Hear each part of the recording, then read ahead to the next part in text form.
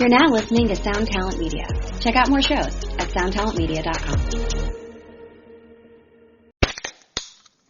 Hey, what's up, everyone? I'm Matt Nagacki, the vocalist of Cryptopsy and the host of the Vox and Hops Metal Podcast, where I sit down with fellow metal musicians. We talk all about their lives and music while sharing killer craft beers. If you've ever wanted to sneak backstage and share a beer with one of your favorite musicians, well, Vox and Hops is the podcast for you. This week on the podcast, I dropped a killer episode with Johannes Ekström of Avatar. There is this episode and over 440 other ones to help you enjoy life, metal, and craft beer. So what are you waiting for? It's time to become a Vox and Hops head. Cheers! Hey folks, how's it going out there? I'm very, very excited to tell you about our new sponsor, Gun Street Wiring Shop. They are located somewhat local to me in Bend, Oregon, one of my very favorite cities in the whole world. I love that town. And they specialize in making custom wiring harnesses for your various guitars. They make them for Les Paul, Strats, Tellys, all that good stuff, and many more if you just hit them up. They pride themselves on having excellent customer service, and I can say so far in my interactions with them, that has definitely been the case. They were super responsive and super helpful with any questions I may have had, and so far I'm super pleased with what I've seen from Gun Street Wiring Shop. I have a harness inbound I'm going to replace in my 2005 Les Paul Special, which has had some spotty pots for a while, so this will be a very worthy upgrade. I'm really excited to put it in and give you guys a full review, but in the meantime, go check out gunstreetwiringshop.com and check out all their offerings. I really like what they have going on, and I think you guys will too. This episode is also brought to you by those solder-slinging, tech-flexing, wonderful, gorgeous human beings from Sinusoid. Sinusoid Custom Cables, the cables with a 100-year warranty. The boys from Washington, you guys, you gotta know them by now. If you don't know Sinusoid, why not? What is going on? What more do I have to say to get you to get some Sinusoid cables? Those guys are the best in the business, and they have amazing customer support and really unique product options that you can't find anywhere else. And if you don't see what you want on their website, build it in their custom cable builder. That's what it's there for. You can make the cable of your dreams and know that you're going to be taken care of. So go to sinusoid.com, check them out, and treat yourself. Please, please treat yourself.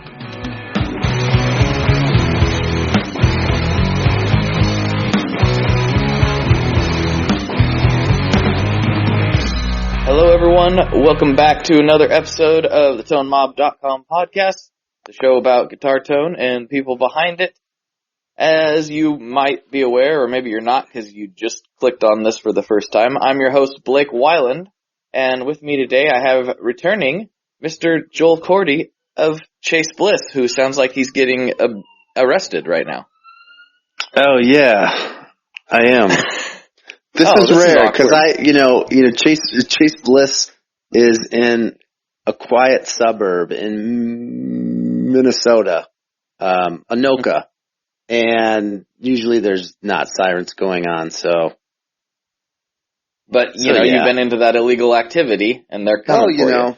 They'll eventually get you, one way or the other. It's true. No matter how tight you try to walk the line, they always come. Mm-hmm. Johnny Law is going to get you. Johnny Law is going to come. I heard you've been manufacturing high-quality effects pedals in here, Mr. Korte. What are we going to do about that? Time to take you to the slammer. Oh, man. I'm just trying my best, Just trying to, do everything above brow, right? Yeah, well, in your efforts, you've got some illegal chips from Mexico. They've got that Pablo Escobar connection. So we're going to have to Luckily for me, most people that come into the shop have no idea what's going on. Like we'll have mail carrier, we'll have different people come in and they'll just be like, what is this stuff? But then it's funny because every once in a while you'll get someone to come in that's like into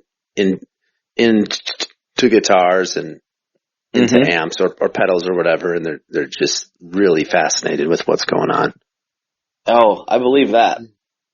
We get so wrapped up in all this stuff. You go to things and people, you inevitably, if you're talking to somebody new, you get the question like, what do you do? And, that used to be easy to explain for me. And now it's like, well, these little boxes that like you see guys step on sometimes? I'm involved in those. And oftentimes, like most people, it's almost surprising to probably guys like you and me who are so into the business. It's like, most people don't even know what an effects pedal is. Like, yeah. Like, not just guitar players, but people in general. Usually when I'm describing it, oftentimes the light bulb will go off if I say wah-wah pedal. People know what wah-wah pedals are. Normal people know what wah-wah pedals are for some reason. That is a very valid point. I think they know what that sound is. Yeah. Yeah. I should start using that. Make the sound. Yeah. Yeah, just say, like a wah-wah pedal. They're like, oh yeah. Okay, so you just make wah-wah pedals. And I say, yep. Yep. That's all you ever done, right? Mm-hmm. It's just wah-wah pedals. Just wahs. Chase Bliss wah. I don't even know how many dip switches would be on a Chase Bliss wah. Probably 0. Probably just be a wah pedal. Why improve perfection? Is that what you're getting? Yeah. I mean, there's a lot of good wah pedals out there. It's true. Well, that actually kind of does lead me into something I wanted to talk about. So, you've done a lot of stuff since we last talked. Maybe people are aware and maybe they're not, but one thing I wanted to talk as much as we can talk about it, I suppose it's out in the wild now. I want to talk about the Thermae, because for old listeners, people who've been around for a while, they're so old, all my elderly fans, they probably remember the Thermae was the pedal that you said, I had this idea today, and I don't know if I can make it work. And despite my best efforts to tease it out of you, I couldn't get it out of you what the idea was. And I think that was literally like the idea day, right? Yeah, it was. Yeah, that was really cool. I remember that. Although the concept, the idea that I had that they morphed a lot. Mm-hmm. So I should have, before this episode, I should have went back and listened to that one. How long ago was it? Oh man, like probably 1.5 or 2 years ago, somewhere in that ballpark. It was quite a while ago.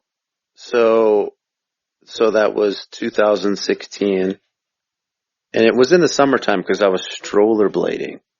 Yes, you definitely were. I was strollerblading, yeah. You still doing that? Yeah, I've done it a couple times already since it's warmed up. Good man.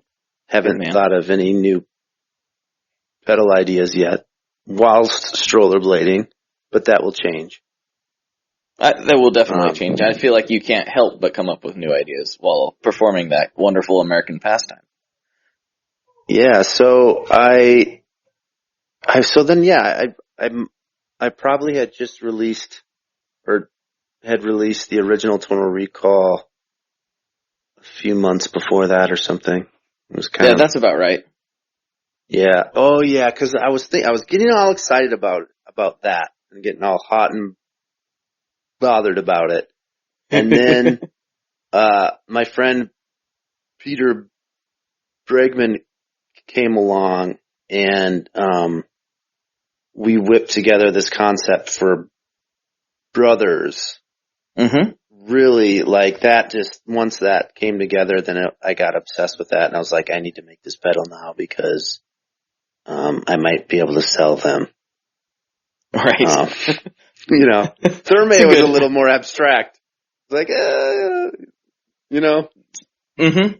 I feel you. Maybe, yeah, we'll see. But, once we started talking about that concept with Brothers, it seemed like the next thing that I should be doing.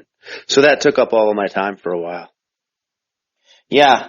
I remember it was, the Brothers released, and then quite a while down the road, then the Condor came out. And I remember both times, like, I don't remember if I texted you or if I tagged you on Instagram or something, but it was like, Joel, is this the one? Is this the pedal I've been waiting for? And it was both times it was like, no. I was like, I wonder what this thing's gonna be. A lot of people thought I knew. But I didn't. No. I didn't know. I had no idea what it was. Yeah. Well, especially at the time when we first were talking about it, you know, if it would have been a little bit, later in the game, I probably just would have fessed up off air about what it was. But just because I was so unsure what was going to happen with it, and, you know, the fact that it took 2 years since I had the idea to actually come out with it, you know, a lot can happen in that time. So I just didn't want to talk about it specifically, I think, you know. Well, yeah, I remember, I think on the episode, I should have went back and referenced it too. I think at the time you said you didn't even really know if your idea could be done in the way you were thinking about it. Yeah, it actually couldn't, it didn't work the way that I was hoping. What I wanted to do originally is I wanted to be able to make a continuous, pitch shift in the analog realm.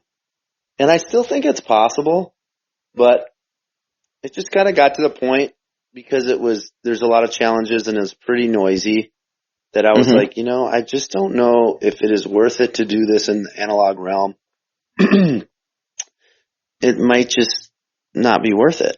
And, you know, I think that, you know, it's something I struggle with a lot because, you know, my focus is with analog effects, but I'm not just going to make something analog just, you know, for the heck of it. I want it to sound really interesting and, you know, and good. So,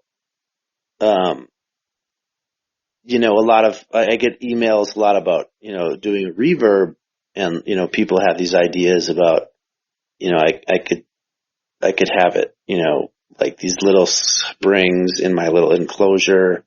It's like, man, that's not gonna sound good, you know? It's gonna sound like something, but it's just, I don't think it's what I'm going for. Yeah, the springs really need, like, those spring reverbs work because of the length of the tank.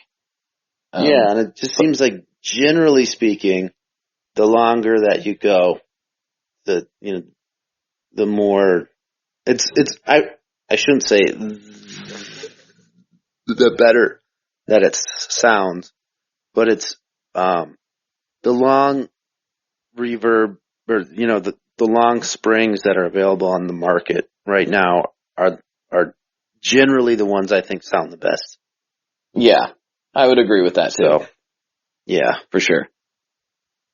So that does lead me to something I wanted to talk to you about. I know lots of people I even have seen, and I'm sure you have too, people do graphic mock-ups of mock-ups, rather. Let me use my words properly. Of a Chase Bliss reverb. And I know that's generally accepted by those in the know that that's not really very doable in the analog realm outside of, springs, basically, and plates, which aren't not feasible for pedal production most of the time. Are you totally against trying to get into the DSP world? I know that's not what your brand is, but is it something that you would consider doing? Definitely. I think that, I don't know. It's like if I don't know. I'm getting to the point where I don't want to limit myself. Like, I'm really into analog stuff. That's what I think I'm particularly skilled at. So I want to, you know, does Brian Wampler talk about Gary Vaynerchuk a lot in your guys' podcast? Oh yeah. Not in the podcast so much, but we definitely talk about yeah, Gary V quite a bit. So yeah, I mean, I'm a fan. And, one thing he always says is to triple down at what you're good at. And I think, the digital control of analog technology that's what I'm good at. So that's what I like. That's what interests me. So that's why my products are like that. But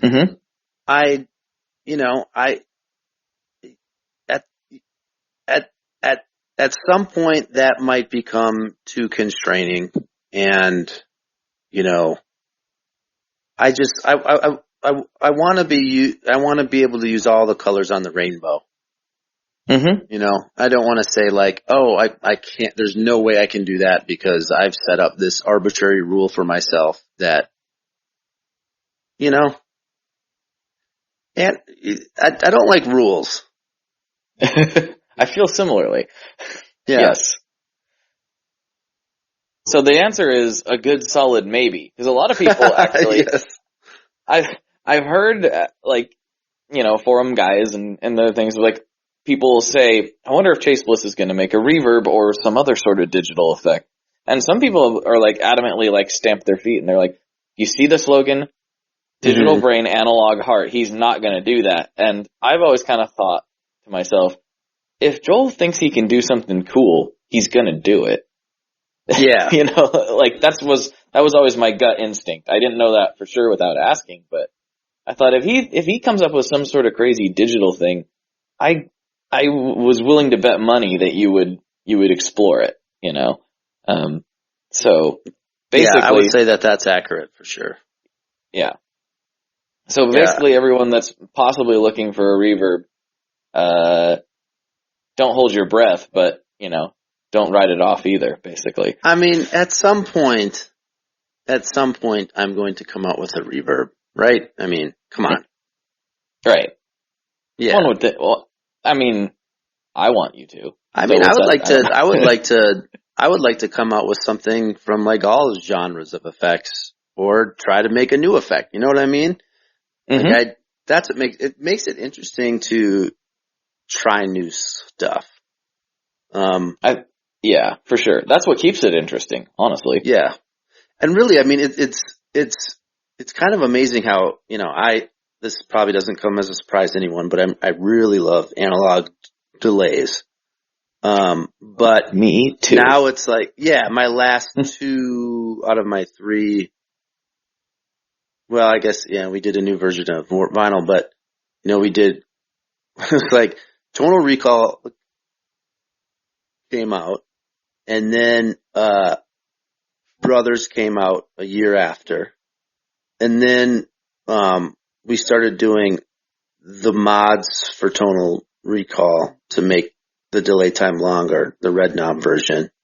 And then we did a new version of Warp Vinyl Hi-Fi, and now, we came out with Thermae and Condor, but Thermae is another, you probably wouldn't call it just an analog delay, but that's the technology that it uses. So I feel like with that one, I already came out with Tonal Recall, which is more of like a classic sounding analog delay.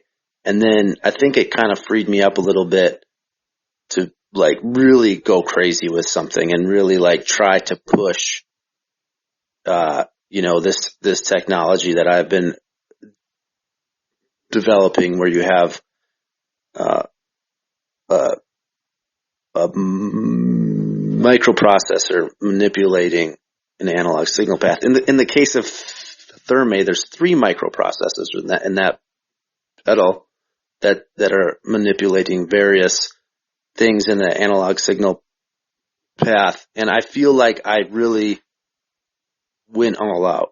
And I'm like, I can't imagine, at least now, like coming out with another analog delay in the foreseeable future, So, right. All this other stuff is like,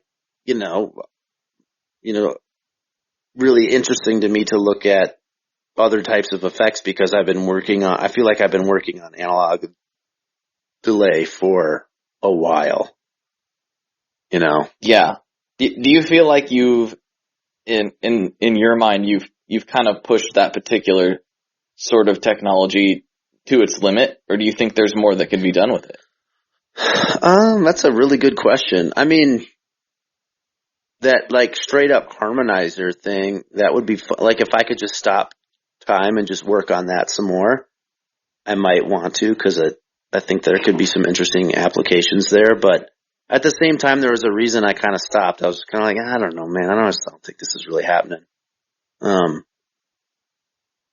So, I mean, I would never have the hubris to say that I've pushed it to its limit, because I just think that's a crazy thing to say. But I think that for my limits, for what I'm capable of at this time in my life, like I really tried to max that out. Mm-hmm. Yeah, I think, that's probably a good way to frame it, because, as, you might, every time you think that you're at the top of your game, you tend to find somebody else who's better. Totally. It kind of doesn't really matter what you're doing. Like, well, not just that, I got too. this, Yeah, but then you're also, competing with yourself too. So then a year from now, I'll look back at something I did and just be like, oh my gosh, wow, that was really not like that. I don't want to say stupid, but like I wouldn't do that the same way today that I did it a year ago. Mm-hmm. And that's just, so people, it's funny, like I think I catch more flack online about versions of things than most companies. Maybe I'm just too sensitive. I'm pretty sensitive. But people will be like, oh, I'm just going to wait for the version 2. It's like, gosh, do you say that about your iPhone and like every electronic product that you're just going to, it's like, yes, people get better at things and they make new versions of things. Like, otherwise I could just sit here and tinker in my office until I died, and hopefully I would just keep improving at whatever I was doing and never release anything. Or if you're an artist or a musician, like someone's just gonna say, oh, I'm not gonna buy this album, I'm just gonna wait till his next album. That's better. Right. When they get better. Like, right. It's just like, come on, man, this is like human life. Like, I'm not gonna buy that painting because he's just gonna paint another picture in a year. And it's going to be a lot better picture than this. I just kind of see it. Yeah, but maybe it won't be, maybe it'll be worse. I don't know. I'm just like, I don't know. I don't like that whole thing where it's upsetting to people I guess I get it, but it's just sort of frustrating to me a little bit. It's kind of hard because, as much as the people who are really into it understand and appreciate, there is, it's engineering and science, but also there is art to doing a lot of this stuff. And I totally see it that way. Yeah. And I just think that some people get caught up in they get caught up in thinking of it as a consumer electronic product, which it is at the end of the day, but they sometimes, the people who say, I'm just going to wait for V2, they don't realize there might be some things about V1 that is actually cooler to them, which is why I never sent my Spectre in to get modded. Yeah. I have a certain fondness for people that have an original Spectre and just they don't want to send it in because they like it. It's just like, that's my type of person. But I read some comment on when Warp Vinyl Hi-Fi came out about someone saying, I don't understand why this wasn't the version that was released originally. And that, there's a couple things there. I was going for, the main thing is I was going for a certain sound with the original Warp Vinyl. It's like very lo-fi, and it is noisy, and it's got a certain aesthetic to it or whatever. But the other thing is like, I didn't know how to. Like, straight up. Like, I didn't. I didn't know how to make that pedal 4 or 5 years ago. That, just came out in December.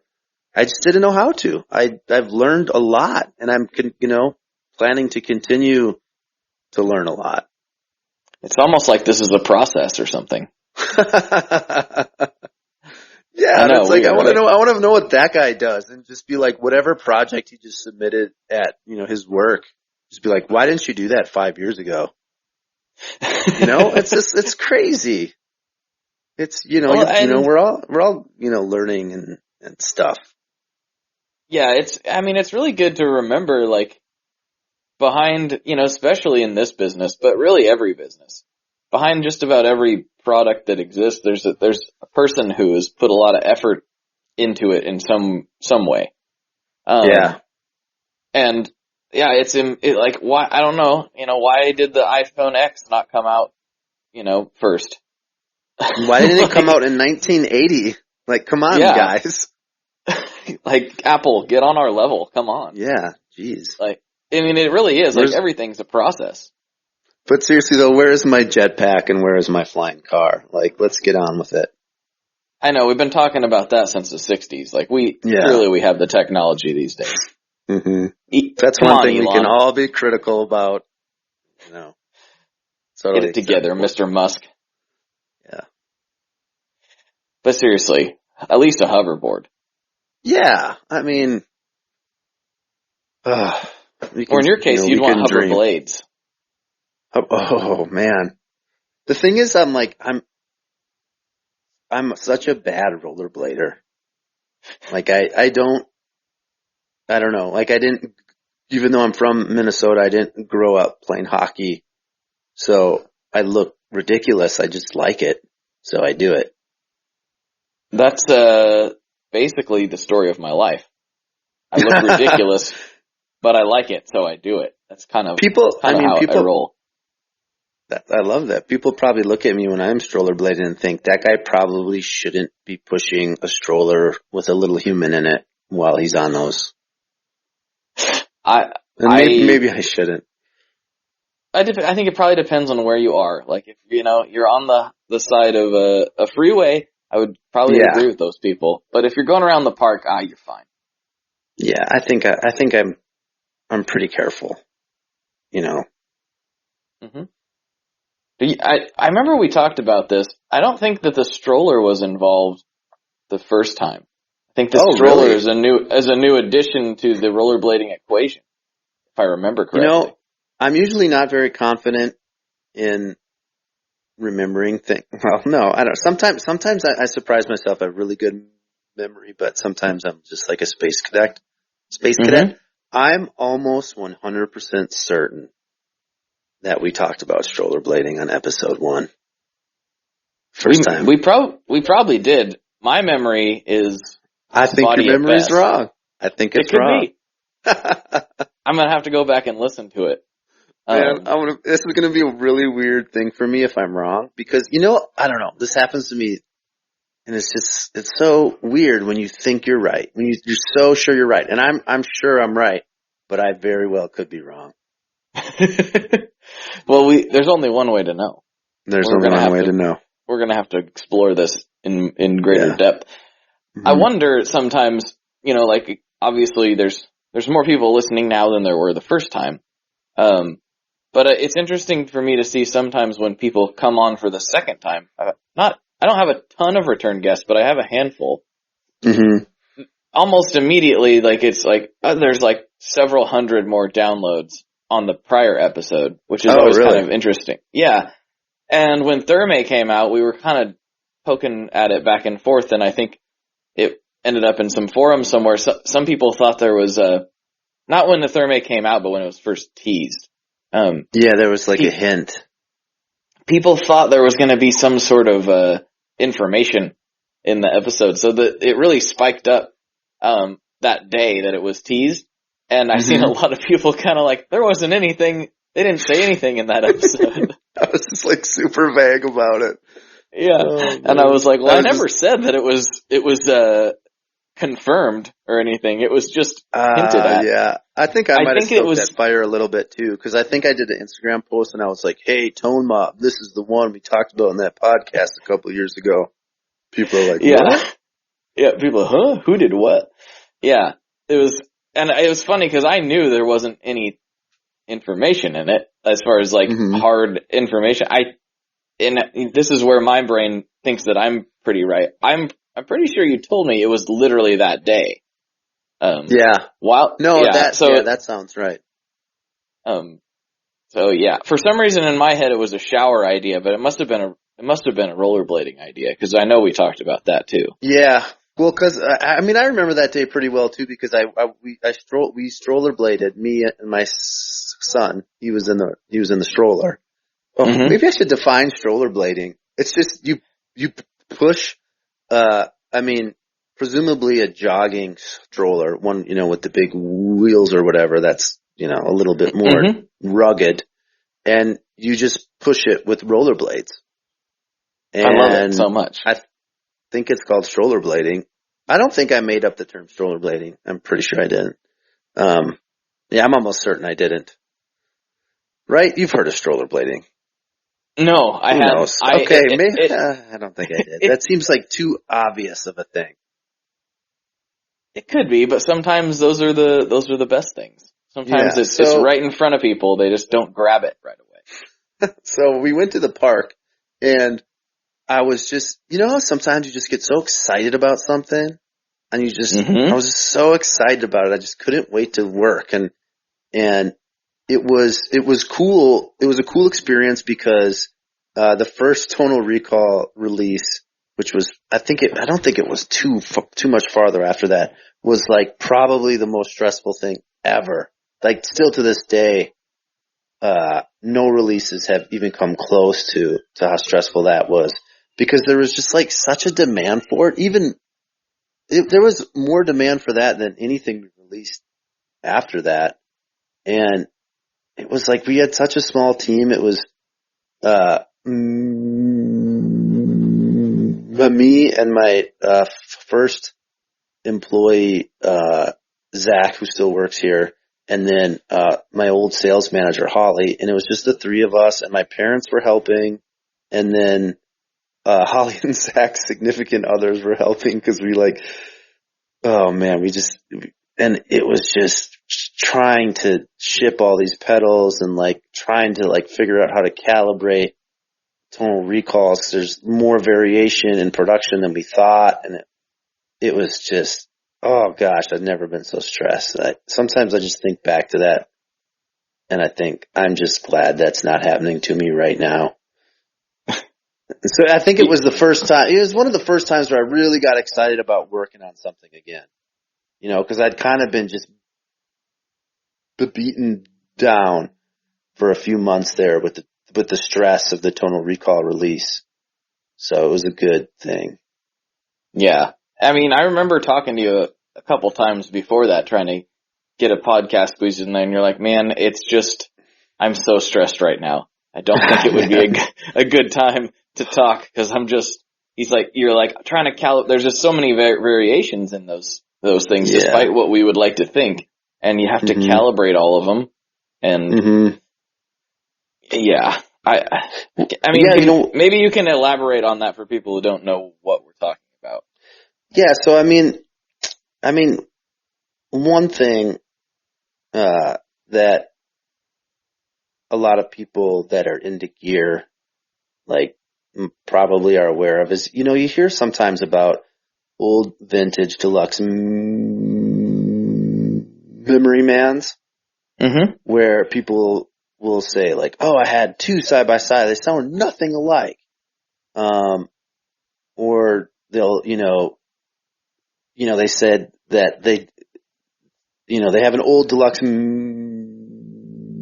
memory man and they just sent it in to Howard Davis, who was the original designer of the deluxe memory man, and he will still service people's vintage deluxe memory mans for a fee. So like, I don't think I knew that. That's interesting. Yeah. You know what? I don't know with certainty that he still offers that, but I know a few years ago he did. Okay. And so if people were selling one, that would be something that they would highlight. Like this was recently serviced by Howard Davis. And so, I guess it's just, there's just a lot of, there's, in the tonal recall specifically, there's several parts that have, wide tolerances that, that, require calibration with little trim pots internally as we're looking at things on a scope. And when I was first designing tonal recall, it's like, you make one prototype. That's one thing, it's actually not, well, as I've learned, I think this is not just guitar pedals. It's like all electronics. It's not necessarily that hard to make one thing work or sound awesome, but then to make a lot of them do that and make it repeatable. So because of the scale and the demand of tonal recall was so high at the beginning, and we're kind of just figuring some of this stuff out for the first time. So it's like the first 10 tonal recalls I got, it's like that for, unluckily actually went really smoothly. So I'm like, oh, we got this. But I think the sample size was small. So then all of a sudden we got the first couple hundred and it's like, well, wait a second, what's going on here? And that process of learning, like some of them we just, we had to replace things, replace parts, but we didn't know that at the time, So now, we've been through, I think we're almost up to like 4,000 tonal recalls, and we're just getting through about 500 Thermaes. But and Zach especially, who was here at the time, but he's kind of taught everybody else that does the calibration, really understands the variations. And so, we can do this stuff very competently now, but it took a lot of trial or not trial and error, but it just took more experience because we didn't have that experience at the time. And there's just, it's just a lot coming at you then because you're trying to make these things quickly and people, you want to get them out on time, but you also want to make them sound really great. And it was a lot of stuff that I wasn't used to happening. It was a tough time for sure. But it probably was, I am projecting here, but it was probably a good thing overall because like you said, now you got it down. You had to go through the fire to get it down. But now, if you would want to explore anything else in that realm in the future, I feel like you guys probably know certain things to look for. A certain thing like, these are going to show up and a certain percentage of them are going to be this way. So totally keep that in mind, Yeah. And Zach's really good at it. It's cool because he's way better than me at it. So I love it when there's a lot of stuff at Chase Bliss that I suck at and other people are better at. And it's just really nice when it works out like that. I mean, the other thing too is like it kind of, just going back to the whole thing about the versions thing, if you didn't ever come out with something, if you didn't ever release a product or an album or whatever, and you never went through that process of, calibrating a few hundred of something, then you would have never had that knowledge in the first place. You'd be like trying to perfect this prototype, but then like never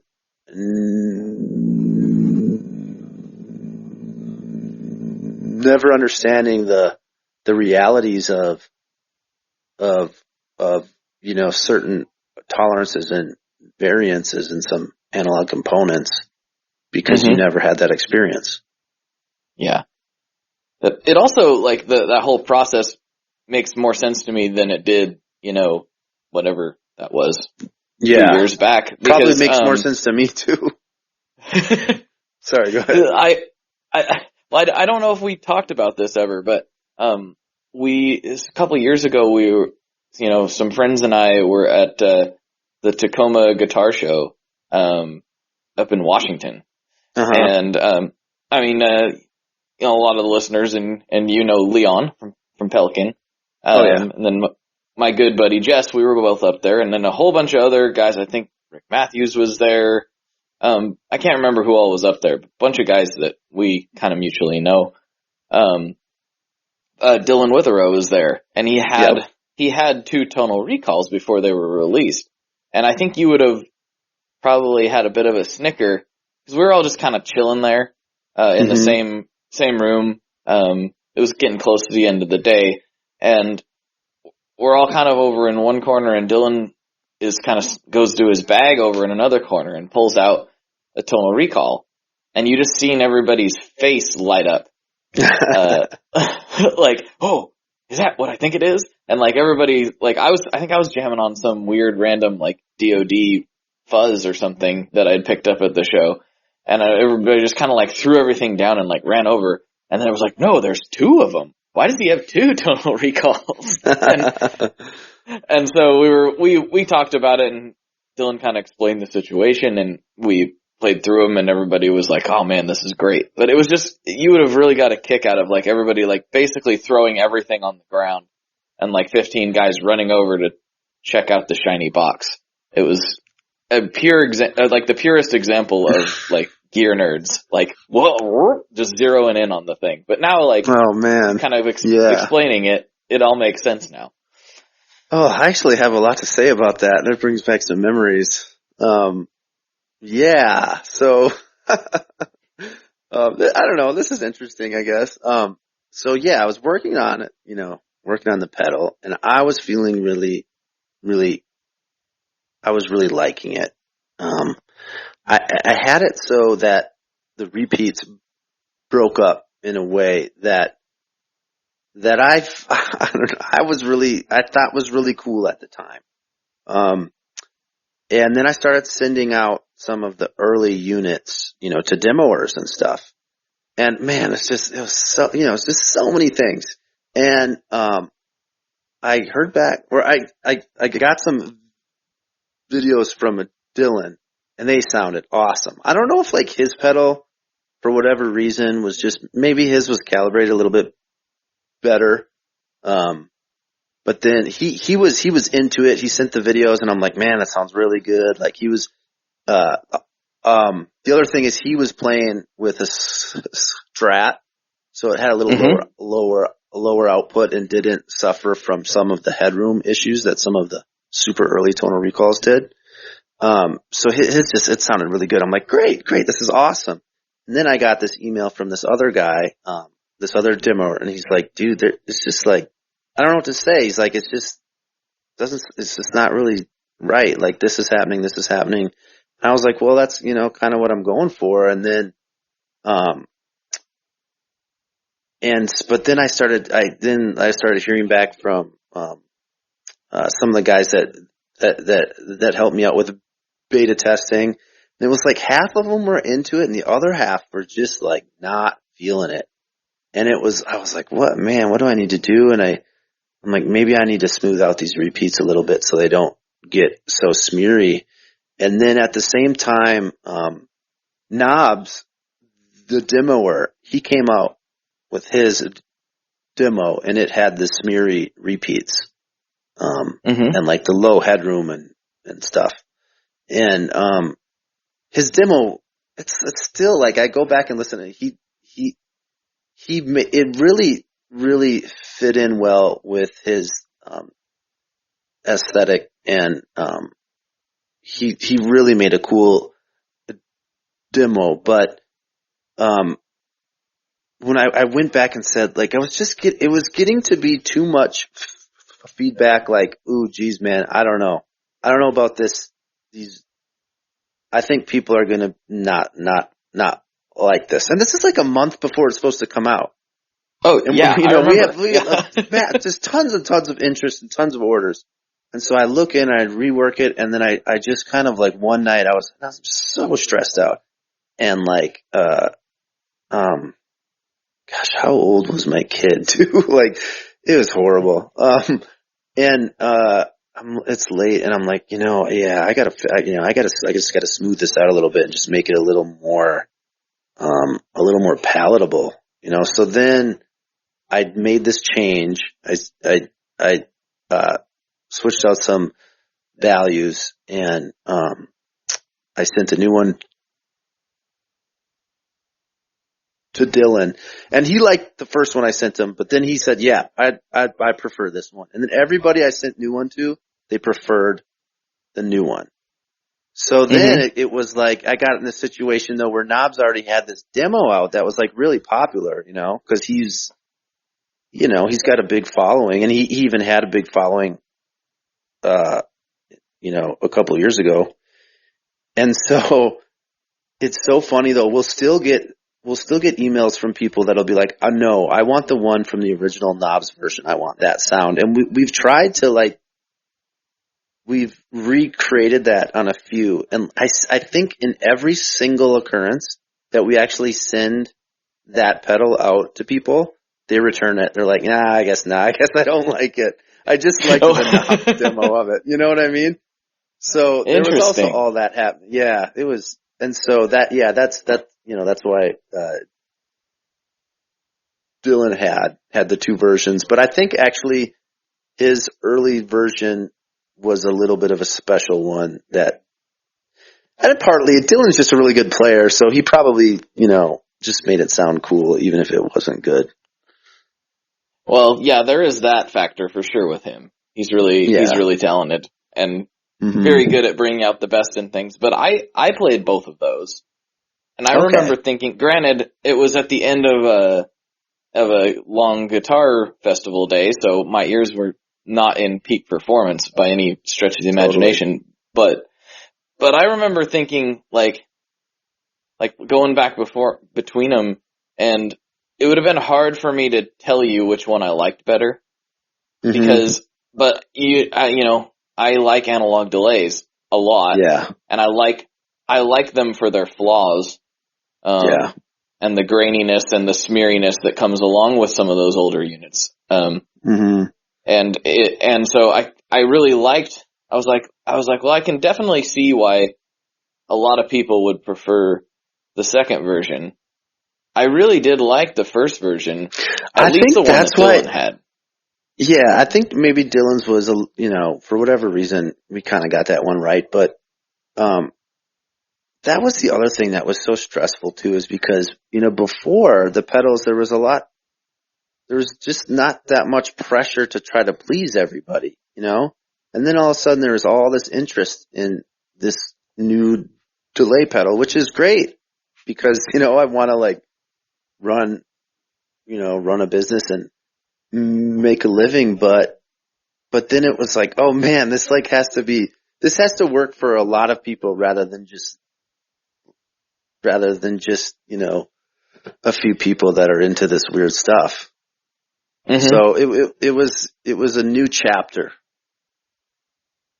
Yeah. And that actually brings up something else that I wanted to talk to you about. And I wish I could have said this back in the day, maybe help. I don't know what it would have done. Maybe it wouldn't have done anything. But I remember a lot of people when that came out, and they were like, a lot of people were like, well, this doesn't sound like a Memory Man. And I had to deal with that too.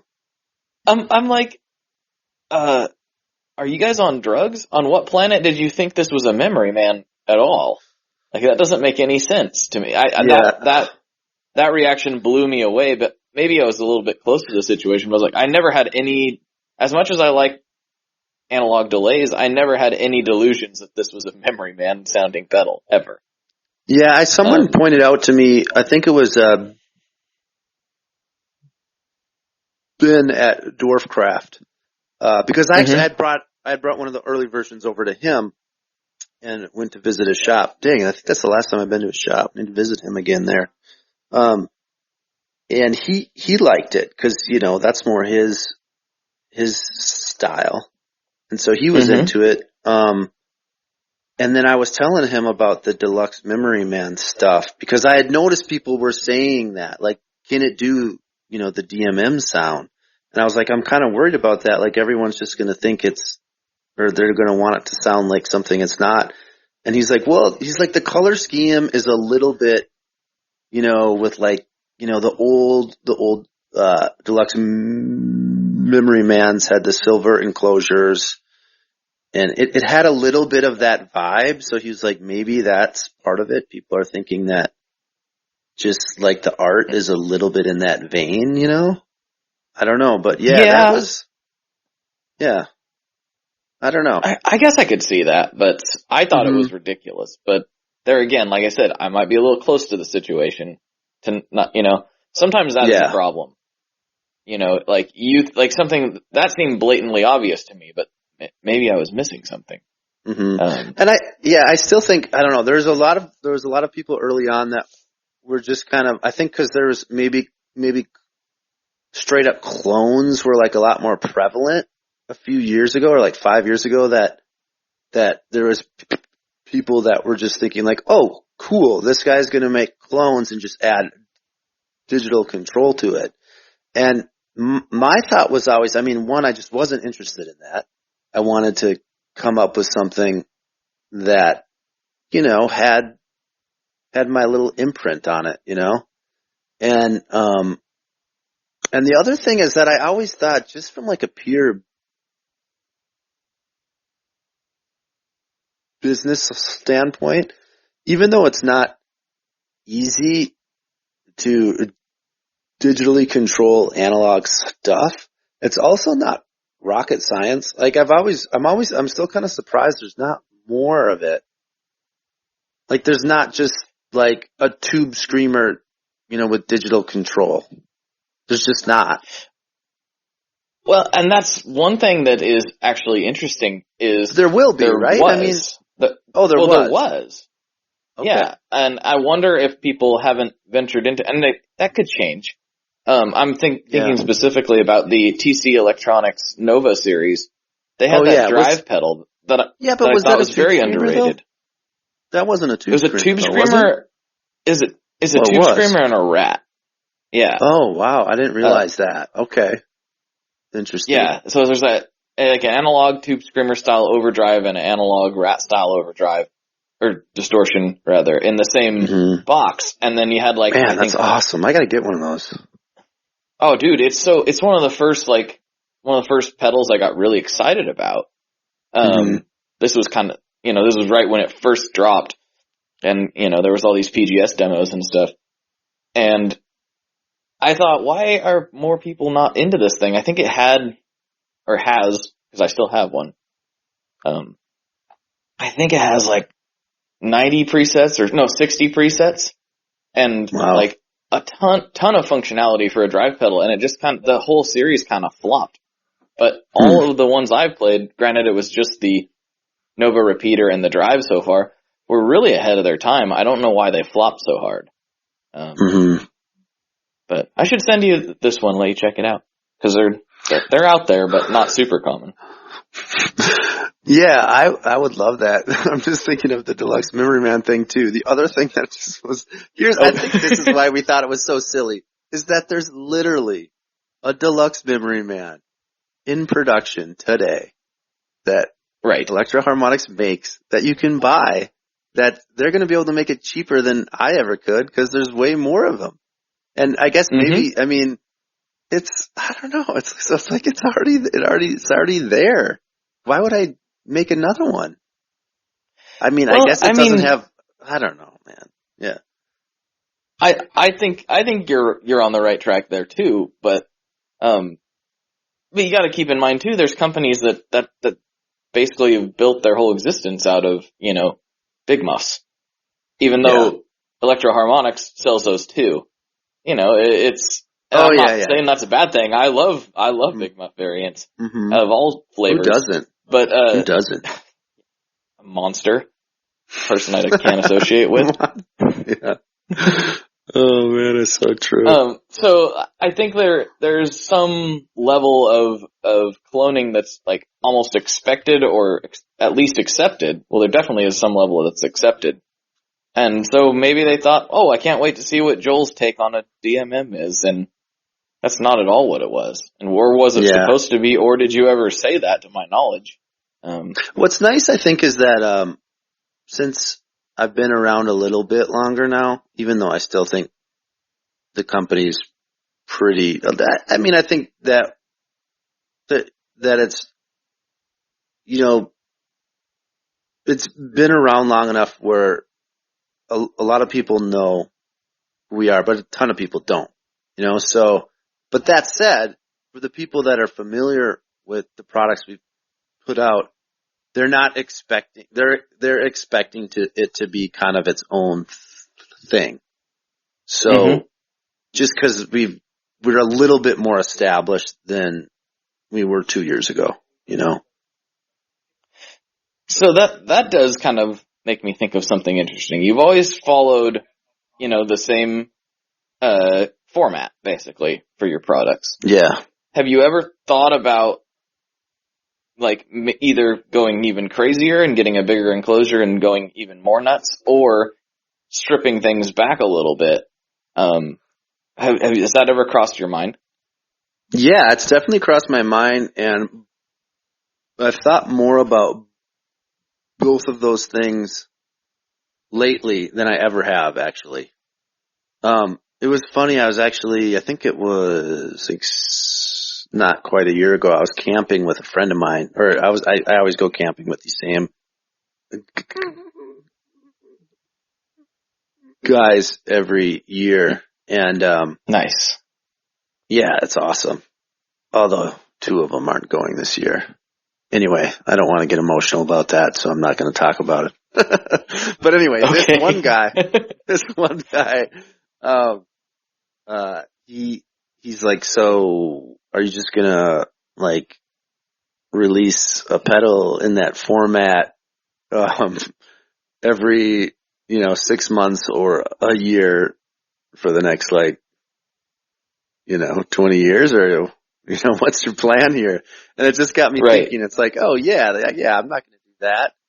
And so I've definitely been thinking about venturing out of the form factor, either expanding or reducing, simplifying, like a lot of people do.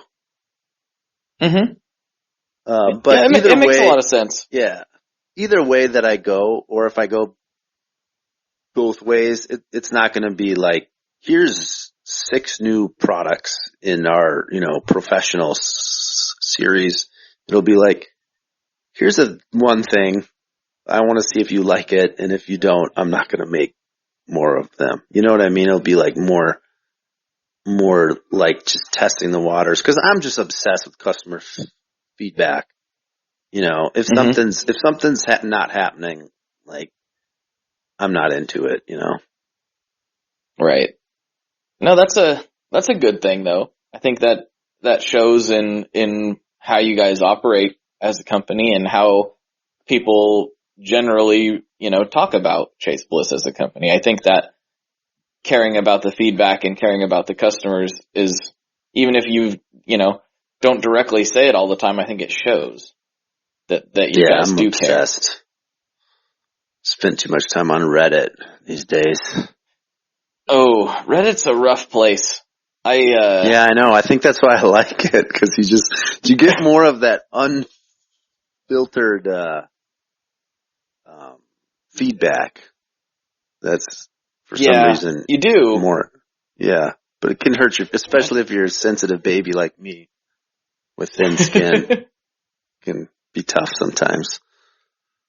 Well, and this is not just true of Reddit, it's true of many, many different social and internet places, but don't you ever just sit back and see somebody, I know you look at all the feedback, I know you see it, but do you ever scratch your head like I do and go, that doesn't make any sense? That feedback is actually dumb. It doesn't make any sense. You know what I mean? I do that. I find myself doing that more than I would think.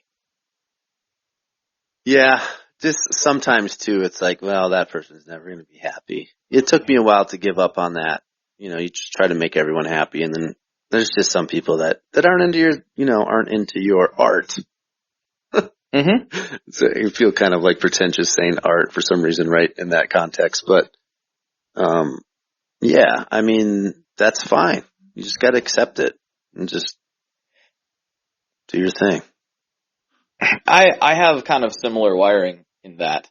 Like, I am definitely a people pleaser type person, and I want everybody to be happy. But it did take me a while to get on that wavelength too, though. Like, you know what?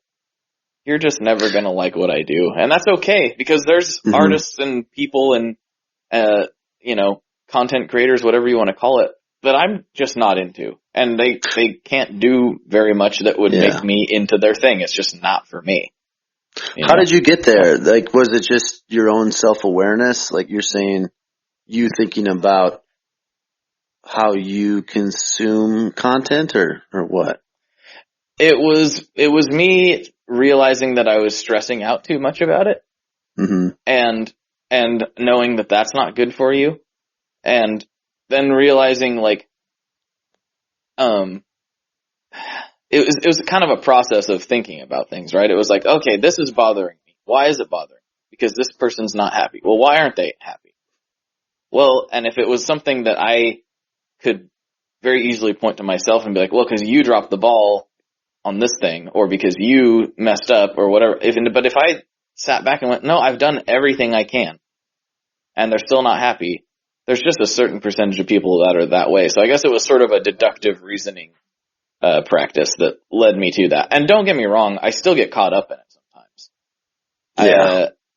I read a review that, very nicely corrected my grammar on the podcast. Yeah. And I was like, Dad, asked my wife, do I really talk like that? And she's like, yeah. And I'm like, well, I thought I'm gonna work on that. I'm gonna have proper English all the time. And I went, no, I'm not.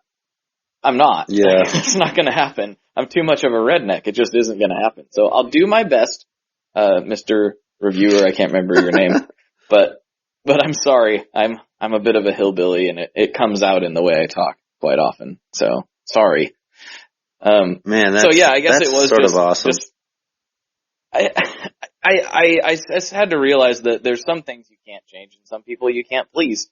And I do get caught up in it still, but it is nice to go like, it's okay. It's just the internet, I guess. Man, you know what? I just realized it's like kind of related, not really too related, but I think every guitar related or guitar gear podcast I've ever done, at the beginning of the episode, I always self-disclose that I stutter, just because I don't want the listeners to be thinking like, what's up with that guy? That's just like, then they can like focus more on what I'm saying rather than how I'm saying it. And it just makes me feel a little bit more comfortable once that's just out there. And I think I did it on the first time I was on the show, but I just realized I haven't brought it up at all. We just jumped right into things. Oh, so, that's fine. I feel like maybe that's progress. No, that's what I'm saying. Like maybe it's like, oh yeah, I guess, I stutter. I sort of forgot that I did there for a second, so, you know what I mean? Yeah. And I don't know. I think for me, and I think, for most people, at least like the super people the people who are listening to this are most likely, they're really into it, right? They're very involved. And this isn't a casual, guitar listen. This is for nerds like myself. Yeah, totally. And I think they probably know that you do stutter. And I don't think at this point, I don't think anyone cares. It's,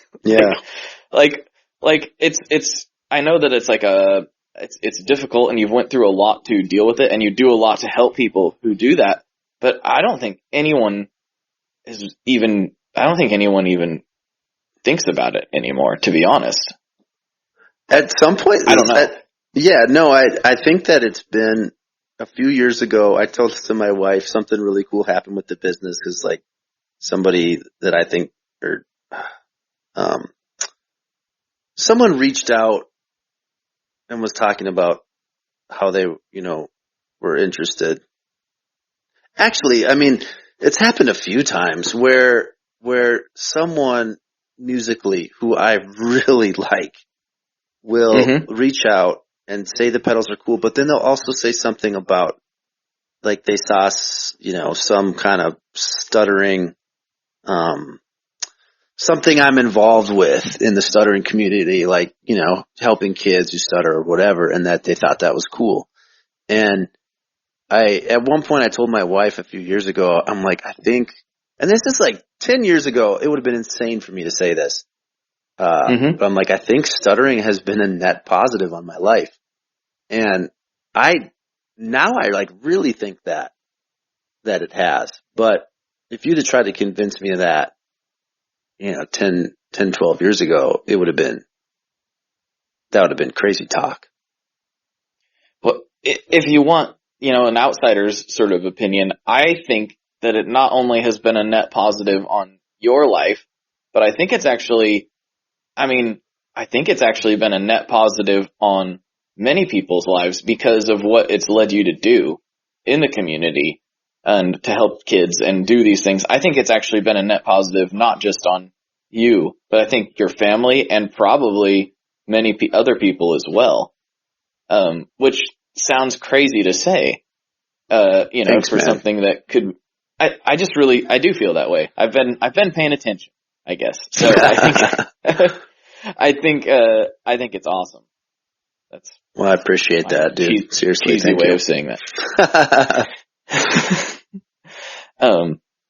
But no, and you're right. Maybe it is kind of a sign that, like, I remember you did give it kind of a disclaimer of sorts at the beginning, and I understand why you would do that, but at the same time, yeah, I think it's a non-issue, at least in this community, basically. It'll be kind of interesting now that we're talking about it, and we don't have to talk about it anymore because it is a Guitar Gear podcast after all. But oh no, it's mostly a food podcast, actually. Yeah, so. That's right. As I've gotten older, and especially the last few years, I've become a lot less aware of my stuttering. I used to be like super hyper aware of it, and in this conversation in particular, like in my mind, because it's not impeding my communication. It's just like I'm just not concerned with it. And so in my mind, I've like hardly stuttered at all in this conversation. But sometimes it's really surprising when I'll go back and I'll listen to the podcast, and I bet I'll be surprised one way or the other. Be like, wow, I actually did stutter way more than I thought, or wow, I really wasn't stuttering very often in that conversation. But it's usually different than how I remember it in the moment. The experiences are like way different listening back than actually being the person that is doing the communication in real time. I mean, isn't it funny though that like that's kind of how almost any recorded experience is? Oh, dude, like, you're so right. It's the same thing. Yeah. Yeah. Like if you're playing a show. It's like, yes. Dude, totally, man. It's the same, yeah. And you listen back and be like, oh, I didn't suck that bad. Like, that's actually all right. Or, wow, I thought we were so good and we were actually not that good. Yeah, I think it's that way with everything. I mean, even shows, even like as an attendee being at concerts, I bet like there's times where I'm like, that band slayed. Where if I would have watched it on a live video or something, I would have been like, oh, they're kind of sloppy tonight. But for some reason, my experience is warped, by being there in the moment. And I think that's a good thing. And I think it's a good reminder that you can't get everything you can't get everything about an experience via technology. Like some people are like, oh, I'd rather just listen to it on my phone, or I'd rather just watch it on TV. And it's like, yeah, you're missing a huge part of the experience by doing that. It is different. Yeah. I don't know where I'm going with that.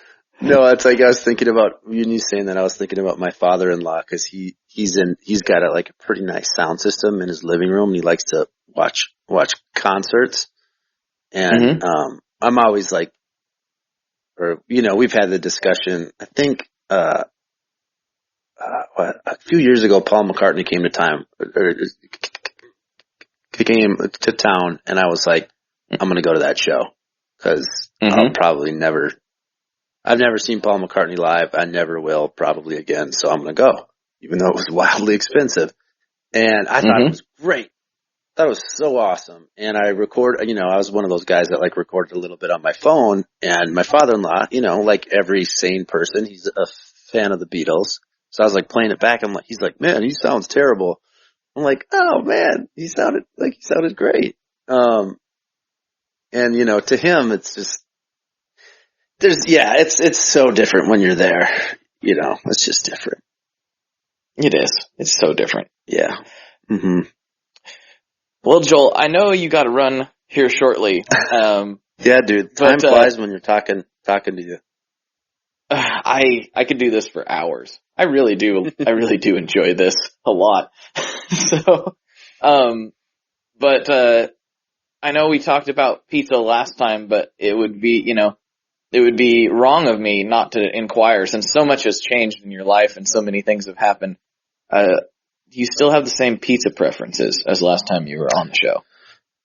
I don't even remember what I said last time, but we have this weird phenomenon in our house now where my son, who is, he's 3 and he's really into pizza, but he's also very particular that it has to have pepperoni and peppers and pineapple on it. Like, he's obsessed. Interesting. And you'd think it would get old, but I'm into it. I like it. So that's what I'm going to roll with. Yeah. I'm going the slight Hawaiian route.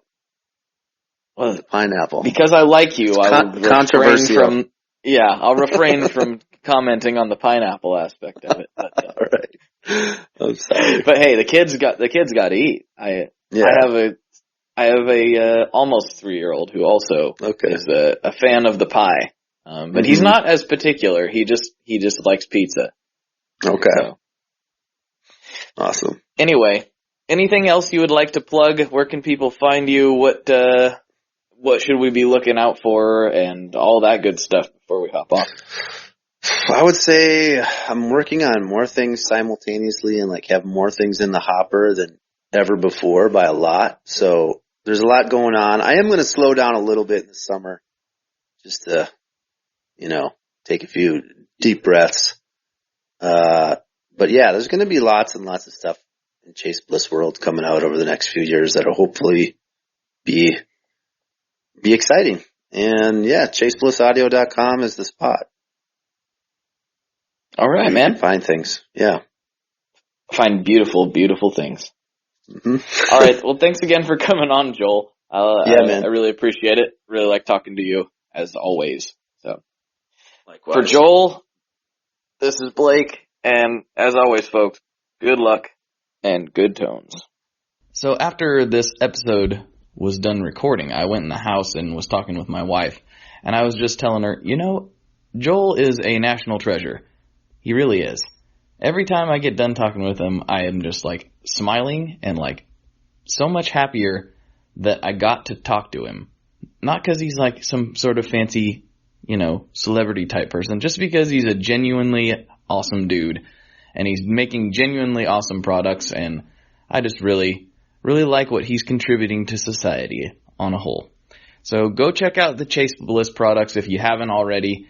I'm sure you have, but if you haven't, scoot on over there and check them out. They are amazing, and the company's really doing cool things, and they've come a long ways since I was first aware of them. So, as always, folks, thank you for listening. If you need me for anything, you know where to find me on all the socials, info@tonemob.com for the email, or tag me in the Tone Mob Facebook group and all that other jazz. You know how to get a hold of me. Take care. Have a good week.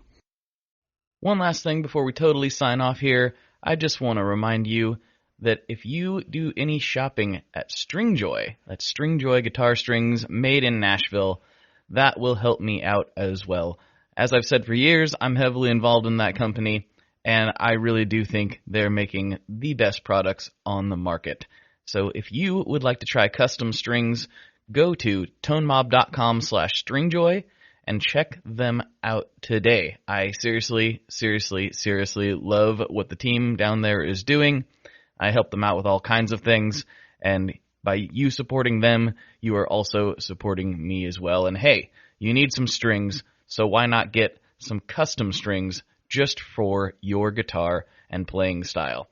Again, the link for that is tonemob.com/stringjoy, and that will take you right to their website, and you can do all your shopping through there, and that will help everyone involved out. So thank you very much.